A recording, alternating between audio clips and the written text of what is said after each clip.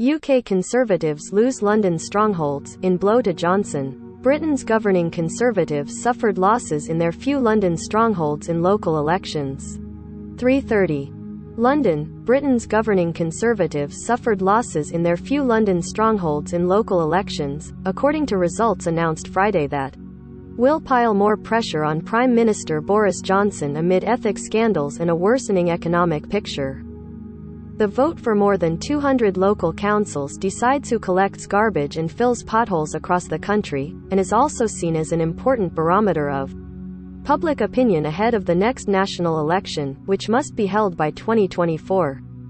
The main opposition Labour Party, which has been out of power nationally since 2010, won control of Wandsworth, Barnet and Westminster, 3 London boroughs, long held by the Conservatives. With results from about half of England announced Friday morning, Labour had not made big gains outside of the capital, especially in working-class northern England, areas that Johnson successfully wooed in the 2019 general election. Conservative Party chairman Oliver Dowden acknowledged the results in London were difficult, but said the more mixed picture elsewhere showed Labour did not have the momentum to win the next general election.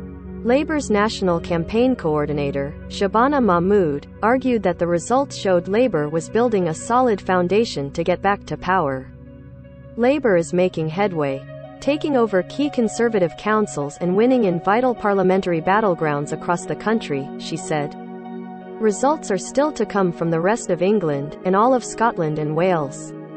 In Northern Ireland, voters are electing a new 90-seat assembly, with polls suggesting the Irish Nationalist Party Sinn Féin could win the largest number of seats, and the post of First Minister, in what would be a historic.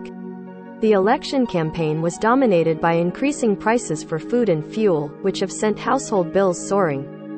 Opposition parties are demanding the government do more to ease the cost of living crunch, driven by the war in Ukraine, COVID-19 pandemic disruption and economic aftershocks from Britain's exit from the European Union.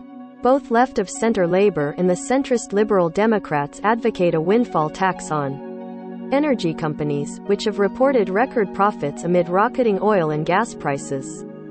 Johnson's Conservative government argues taxing big firms like Shell and BP would deter much-needed investment in renewable energy that's key to meeting Britain's climate commitments. The election also comes after months of turmoil for Johnson, in which he became the first Prime Minister to be sanctioned for breaking the law in office.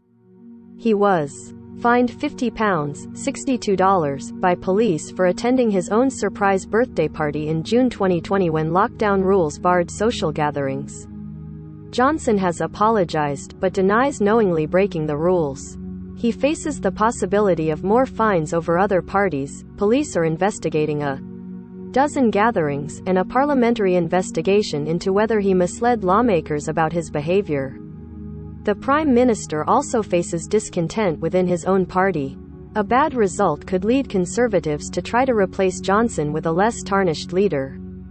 Dowden, the party chairman, acknowledged there had been challenging headlines for the past few months. But I do think that set against all of that, those sort of challenges that you would expect after 12 years in office, these are challenging results, but we have made progress in lots of places, he told Sky News. Labour are certainly not on the path to power, and I believe that Boris Johnson does have the leadership skills, in particular the energy and the dynamism, that we need during this difficult period of time.